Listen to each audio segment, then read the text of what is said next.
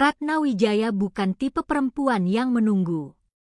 Di usianya yang ke-32, ia sudah menjadi CEO sebuah perusahaan teknologi di Jakarta dengan 300 karyawan dan kantor di lantai 30 gedung pencakar langit. Ia membangun semua itu sendirian, tanpa bantuan keluarga, tanpa koneksi, dan tanpa pernah membutuhkan siapapun untuk membukakan pintu untuknya. Kehidupan Ratna berjalan dengan presisi seperti jadwal rapatnya. Bangun jam 5, gym di apartemen, sarapan smoothie, di kantor jam 7, meeting sampai malam, lalu pulang ke apartemen yang luas dan kosong. Semuanya sempurna, efisien, dan terukur. Hanya ada satu hal yang selalu luput dari kendalinya, pertanyaan yang datang setiap kali ia pulang ke rumah keluarganya. Kapan kamu punya pacar? Ratna tidak membenci laki-laki. Ia hanya tidak punya waktu untuk mereka. Setiap kali ada yang mendekatinya, mereka selalu tidak tahan dengan jadwalnya, ambisinya, atau kenyataan bahwa gajinya 10 kali lipat gaji mereka. Satu persatu mereka pergi, dan Ratna berhenti menghitung. Ia memutuskan bahwa karirnya lebih setia daripada siapapun yang pernah ia kenal. Tapi ibunya tidak pernah berhenti bertanya. Setiap telepon, setiap kunjungan, setiap pesan WhatsApp, selalu berakhir dengan pertanyaan yang sama. Dan minggu ini, ibunya menelepon dengan berita yang membuat Ratna tersedak kopinya. Acara ulang tahun pernikahan ke-40 orang tua Ratna akan diadakan minggu depan, dan seluruh keluarga besar akan datang. Dan ibunya berkata dengan nada yang tidak bisa dibantah, "Kali ini, bawa pacarmu." Ratna panik, bukan panik seperti saat presentasi gagal atau klien membatalkan kontrak, tapi panik yang lebih dalam, panik seorang anak perempuan yang tidak ingin mengecewakan ibunya. Ia menghubungi teman-temannya, tapi tidak ada yang bisa menjadi pacar dadakan dalam waktu seminggu. Teman lelakinya sudah menikah, koleganya terlalu profesional untuk dimintai tolong, dan aplikasi kencan rasanya terlalu berisiko. Ratna kehabisan ide. Hari itu, mobil Ratna sedang diservis. Untuk pertama kalinya dalam bertahun-tahun, ia harus pulang menggunakan transportasi umum. Ia membuka aplikasi ojek online dan memesan motor. Ia berdiri di lobi gedung kantornya dengan heels tinggi, blazer mahal, dan tas yang harganya lebih dari gaji rata-rata orang Indonesia setahun, menunggu driver ojol seperti ikan yang keluar dari air. Dan kemudian motornya datang. Ratna melihat driver itu melepas helmnya, dan untuk sedetik, dunianya berhenti berputar. Driver itu tinggi, bertubuh atletis, dengan rahang yang tegas dan mata yang hangat. Wajahnya tampan, sangat tampan, meskipun jaket oranye ojolnya sudah lusuh dan sepatunya sudah tidak lagi baru. Ratna mengedipkan matanya 2 kali, lalu 3 kali, memastikan bahwa ia tidak sedang berhalusinasi. Namanya Galang, 28 tahun, lulusan teknik mesin yang belum menemukan pekerjaan tetap. Ia menjadi driver ojol untuk bertahan hidup sambil terus mengirim lamaran kerja yang belum pernah mendapat jawaban.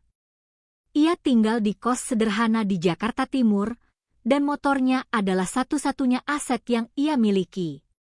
Tapi senyumnya bisa menerangi seluruh Jakarta. Selama perjalanan, Ratna duduk di jok belakang dan pikirannya berputar lebih cepat dari roda motor di bawahnya. Ia menatap punggung Galang, lebar dan kokoh di balik jaket lusuhnya, dan sebuah ide gila muncul di kepalanya. Ide yang tidak pernah akan terpikirkan oleh CEO manapun di dunia ini. Bagaimana kalau ia menyewa laki-laki ini untuk menjadi pacar palsunya di acara keluarga? Saat mereka sampai di apartemen Ratna, ia memberanikan diri. Ia meminta Galang menunggu sebentar, lalu mengajukan proposalnya dengan cara yang sama seperti ia mengajukan proposal bisnis, lugas, jelas, dan dengan nominal yang sulit ditolak. 5 juta rupiah untuk 1 hari berpura-pura menjadi pacarnya di acara keluarga. Galang menatap Ratna seperti ia baru saja mendengar lelucon terbaik dalam hidupnya. Tapi saat ia melihat wajah Ratna yang serius, senyumnya berubah menjadi pertimbangan. 5 juta rupiah, itu pendapatannya selama sebulan. Galang menyetujui kesepakatan itu. Bukan karena ia suka berbohong, tapi karena 5 juta rupiah bisa membayar kosnya selama 5 bulan. Ratna langsung beralih ke mode CEO, mengeluarkan ponselnya dan membuat daftar hal-hal yang perlu dipersiapkan. Pakaian, cerita asal-usul hubungan mereka, detail-detail kecil yang harus konsisten, dan yang paling penting, bagaimana Galang harus bersikap di depan keluarganya. Langkah pertama, penampilan. Ratna membawa Galang ke mall keesokan harinya dan membelikannya 1 set pakaian lengkap, kemeja, celana bahan, sepatu kulit, dan jam tangan. Saat Galang keluar dari ruang ganti dengan kemeja putih yang pas di tubuhnya, Ratna harus mengingatkan dirinya sendiri bahwa ini hanya bisnis. Karena Galang yang sudah tampan dengan jaket lusuh, menjadi 10 kali lebih tampan dengan pakaian yang layak. Langkah kedua, cerita. Ratna menulis skrip lengkap tentang bagaimana mereka bertemu. Versi resminya, mereka bertemu di sebuah kedai kopi 3 bulan lalu. Galang menumpahkan kopinya ke laptop Ratna, mereka bertengkar, lalu saling meminta maaf, dan mulai mengobrol. Cerita yang cukup romantis untuk ibu, cukup lucu untuk saudara-saudaranya, dan cukup detail untuk menghindari pertanyaan lanjutan. Galang menghafal setiap detail seperti ia menghafal rute jalan Jakarta. Langkah ketiga, chemistry. Ratna menyadari bahwa keluarganya akan curiga jika mereka terlihat kaku satu sama lain. Jadi mereka berlatih kontak fisik ringan, pegangan tangan, tatapan mata, dan sesekali menyentuh pundak. Tapi saat Galang menggenggam tangannya untuk pertama kalinya, Ratna merasakan sesuatu yang tidak ada di dalam skripnya, jantungnya berdebar lebih cepat dari seharusnya. Ia menarik tangannya dan berkata bahwa itu sudah cukup untuk hari ini. Galang ternyata bukan hanya tampan. Ia juga cerdas, lucu, dan punya kemampuan beradaptasi yang luar biasa. Dalam 3 hari latihan, ia sudah bisa memerankan peran pacar dengan meyakinkan, tahu kapan harus tersenyum, kapan harus menatap Ratna dengan penuh sayang, dan kapan harus meletakkan tangannya di punggung Ratna seperti ia sudah melakukannya selama bertahun-tahun. Ratna kagum, tapi juga sedikit terganggu oleh betapa mudahnya ia terbiasa dengan sentuhan itu. Di sela latihan, mereka mulai berbicara tentang hal-hal di luar skrip. Galang bercerita tentang ibunya yang tinggal sendirian di Semarang, tentang impiannya bekerja di perusahaan otomotif, dan tentang bagaimana ia menolak mengemis pekerjaan dari kenalan ayahnya karena ia ingin berhasil dengan kemampuannya sendiri. Ratna mendengarkan, dan untuk pertama kalinya, ia merasa menemukan seseorang yang memahami arti kemandirian yang sama sepertinya. Ratna juga menceritakan sisi dirinya yang tidak pernah ia tunjukkan kepada siapapun. Bagaimana ia merasa kesepian di apartemen yang besar, bagaimana ia kadang makan malam sendirian sambil menonton serial lama, dan bagaimana tekanan keluarga tentang pacar membuatnya merasa bahwa semua pencapaiannya tidak cukup. Galang mendengarkan tanpa menghakimi, dan berkata satu hal yang membuat Ratna terdiam. Ia berkata bahwa pencapaian Ratna lebih dari cukup, dan siapapun yang tidak melihat itu, belum layak duduk di kursi sebelah Ratna. Malam sebelum acara keluarga, Ratna tidak bisa tidur. Ia berbaring di tempat tidurnya yang besar, menatap langit-langit, dan memikirkan hal-hal yang seharusnya tidak ia pikirkan. Bukan tentang skrip, bukan tentang detail cerita palsu, tapi tentang bagaimana rasanya saat Galang menggenggam tangannya. Tentang bagaimana tawa Galang membuat apartemennya terasa lebih kecil dan lebih hangat. Ratna menggelengkan kepalanya dan mengingatkan dirinya sendiri. Ini hanya bisnis, ini hanya kontrak. Pagi hari acara keluarga, Galang datang ke apartemen Ratna tepat waktu.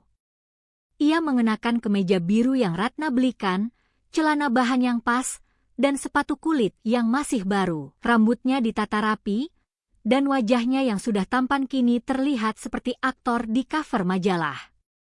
Ratna membuka pintu dan untuk sesaat lupa bahwa ini hanya sandiwara. Ia harus mengingatkan dirinya sendiri untuk bernapas. Mereka naik taksi menuju rumah keluarga Ratna di Depok. Di dalam mobil, Ratna mengulang checklist terakhir. Nama saudara-saudaranya, alergi makanan paman, topik yang harus dihindari dengan nenek, dan sinyal rahasia jika Galang butuh bantuan. Galang mendengarkan sambil tersenyum, lalu berkata dengan tenang bahwa Ratna tidak perlu khawatir, karena ia bukan hanya bisa menjadi pacar yang meyakinkan, ia juga bisa menjadi orang yang menyenangkan. Ratna menatapnya dan untuk pertama kalinya berpikir, mungkin ia tidak perlu berpura-pura untuk menyukai bagian itu. Mereka tiba di rumah keluarga Ratna, sebuah rumah menengah yang hangat di perumahan Depok dengan halaman yang dipenuhi tanaman ibunya. Sebelum masuk, Ratna menarik napas dalam dan menatap Galang. Galang tersenyum, menggenggam tangannya dengan lembut, dan berkata bahwa mereka bisa melakukan ini. Dan untuk alasan yang tidak bisa ia jelaskan, Ratna percaya padanya. Pintu terbuka dan Ibu Ratna langsung memeluk putrinya. Lalu matanya beralih ke Galang, dan wajahnya berubah seperti baru memenangkan undian. Ibu Ratna memeluk Galang seperti ia sudah mengenalnya selama bertahun-tahun, menepuk bahunya, memegang wajahnya, dan berkata bahwa Ratna ternyata punya selera yang bagus. Galang tersenyum sopan dan memainkan perannya dengan sempurna. Ratna menahan tawa sekaligus rasa bersalah. Keluarga besar Ratna berkumpul di ruang tamu. Tante-tantenya, om-omnya, sepupu-sepupunya, dan nenek yang sudah tua tapi matanya masih tajam. Semua mata langsung tertuju pada Galang. Dan Galang, dengan ketenangan yang tidak Ratna sangka, memperkenalkan diri dengan sopan, menjabat tangan setiap orang, dan menjawab pertanyaan demi pertanyaan dengan jawaban yang sempurna. Di mana ia bekerja? Ia menjawab bahwa ia bekerja di bidang transportasi dan logistik, yang secara teknis tidak sepenuhnya bohong. Acara makan siang dimulai. Meja panjang dipenuhi masakan rumahan yang aromanya memenuhi seluruh rumah. Galang duduk di sebelah Ratna, dan tanpa diminta, ia mengambilkan makanan untuk Ratna terlebih dahulu. Detail kecil itu membuat Tante Ratna berbisik bahwa pacar Ratna sangat perhatian. Ratna tersenyum, tapi di dalam hatinya ia bertanya, apakah ini bagian dari sandiwara, atau Galang memang seperti ini? Setelah makan, Galang membantu membersihkan piring tanpa diminta. Ia berdiri di dapur bersama ibu dan Tante Ratna, mencuci piring sambil bercanda. Tante-tante itu tertawa, Ibu Ratna menatapnya dengan mata berbinar, dan Galang terlihat benar-benar nyaman. Ratna mengamati dari ruang tamu dan merasakan sesuatu yang aneh di dadanya. Galang tidak sedang berakting. Ini adalah sisi asli Galang, rendah hati, hangat, dan tulus. Dan itu membuat segalanya menjadi lebih rumit. Nenek Ratna, yang selama ini dia mengamati, akhirnya memanggil Galang untuk duduk di sampingnya. Nenek memegang tangan Galang dan menatap matanya lama. Lalu nenek tersenyum dan berkata bahwa mata Galang jujur. Galang tersenyum kembali, tapi di balik senyumnya, ada sedikit rasa bersalah yang mulai tumbuh. Karena mata nenek itu melihat kejujuran di tempat yang seharusnya penuh kebohongan. Momen yang paling berbahaya datang saat sepupu Ratna meminta mereka berfoto bersama. Galang merangkul Ratna dari samping, tangannya melingkar di pinggang Ratna dengan naturalnya, dan wajahnya mendekat ke wajah Ratna. Kamera memotret, tapi bagi Ratna, waktu berhenti. Wangi kolon sederhana Galang, kehangatan lengannya, dan jarak yang terlalu dekat antara pipi mereka, semua itu bukan akting. Dan Ratna tahu itu. Sore itu, ayah Ratna mengajak Galang bicara berdua di teras belakang. Ratna panik, tapi Galang menepuk pundaknya dan berjalan keluar dengan tenang. Di teras, ayah Ratna bertanya tentang rencana masa depan Galang. Galang menjawab dengan jujur bahwa ia belum mapan, bahwa ia masih berjuang, tapi ia tidak akan pernah berhenti berusaha. Ayah Ratna mengangguk dan berkata bahwa ia lebih menghargai kejujuran daripada kekayaan. Galang tersenyum, dan di momen itu, ia tidak sedang berpura-pura. Acara berakhir menjelang malam. Keluarga Ratna memeluk Galang satu persatu saat mereka pamit. Ibunya berbisik ke Ratna bahwa Galang adalah yang terbaik dari semua pacar yang pernah Ratna ceritakan, yang ironis karena Ratna tidak pernah menceritakan pacar manapun sebelumnya.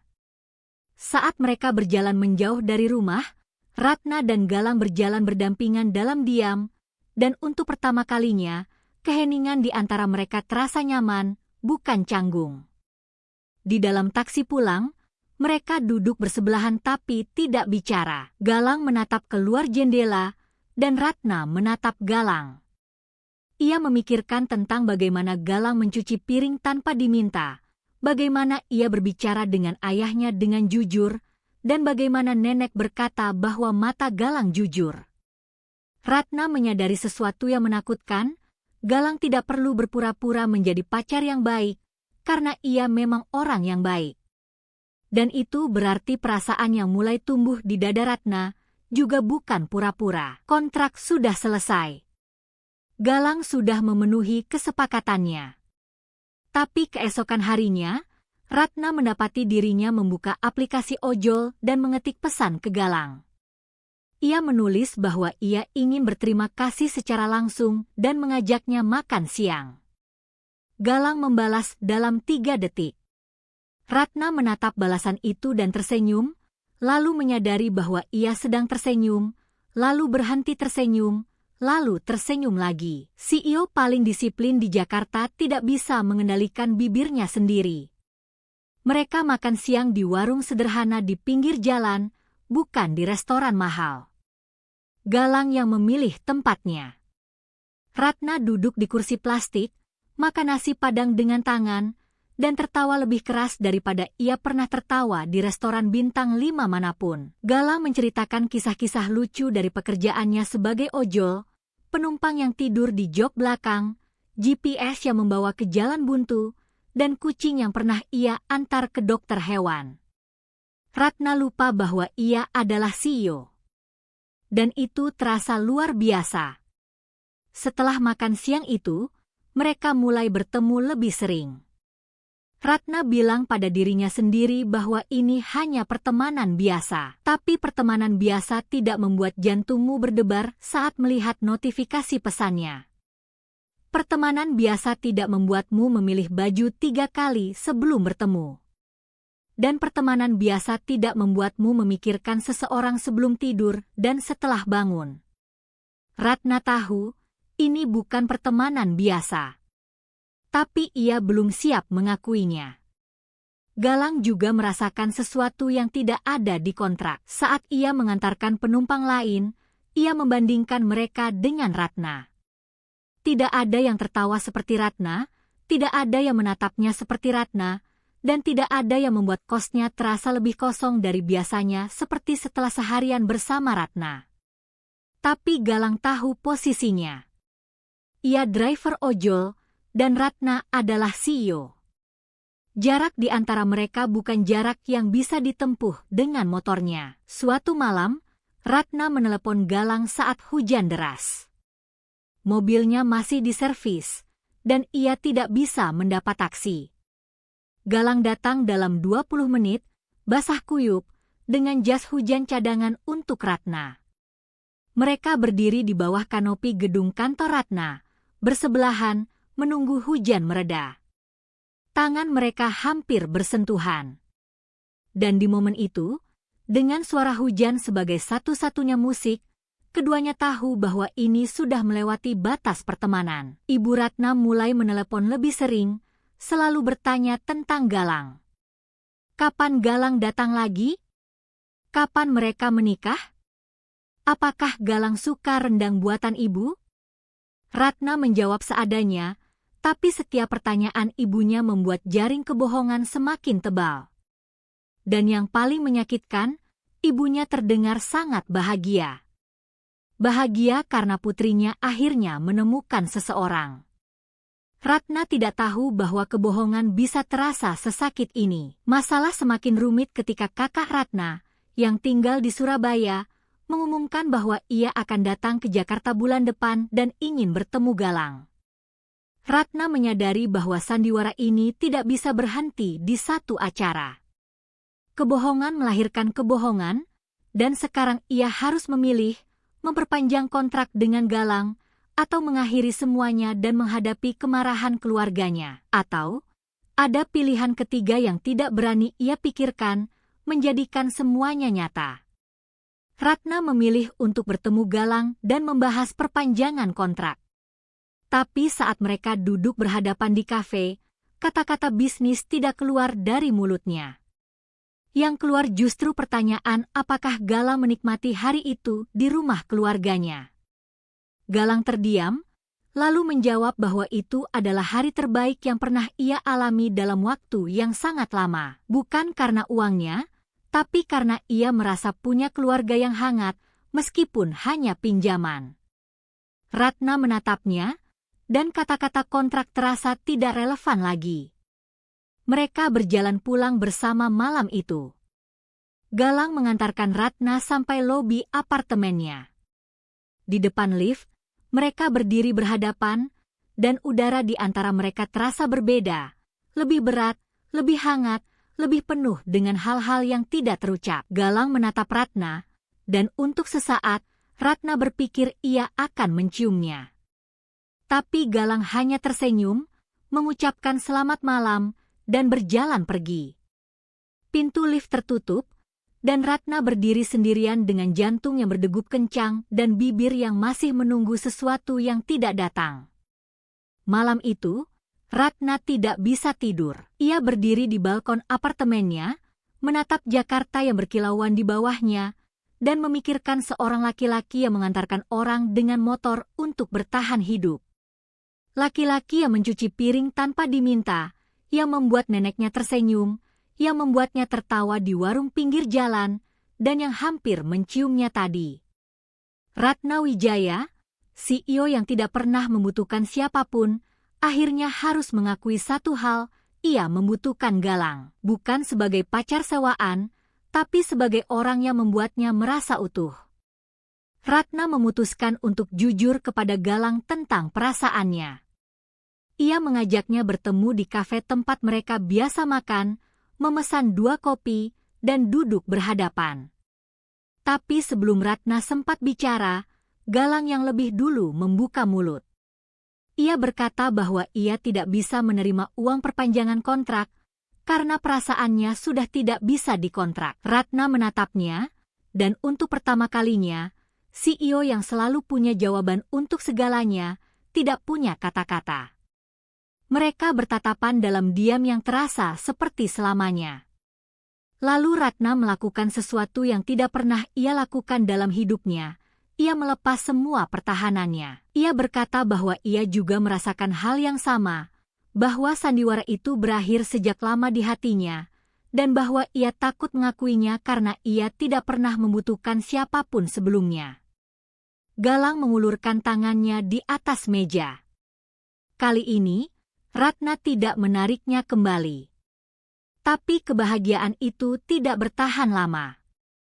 Sepupu Ratna yang usil memposting foto Ratna dan Galang dari acara keluarga di media sosial. Dan salah satu karyawan Ratna melihat foto itu, mengenali Galang, dan berkata kepada rekan-rekannya bahwa pacar CEO mereka adalah driver ojol yang sering mereka pesan di kantor.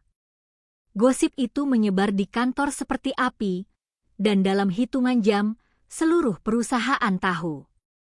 Ratna mengetahui gosip itu dari asistennya yang memberitahu dengan wajah penuh simpati. CEO mereka pacaran dengan driver ojol. Bagi sebagian karyawan, itu lucu. Bagi sebagian lainnya, itu memalukan. Dan bagi board of directors, itu menjadi bahan pembicaraan serius tentang citra perusahaan. Ratna duduk di kantornya dengan wajah tenang, tapi di balik meja, tangannya gemetar. Bukan karena malu, tapi karena ia tahu bahwa ini akan menyakiti Galang. Galang juga mengetahui gosip itu.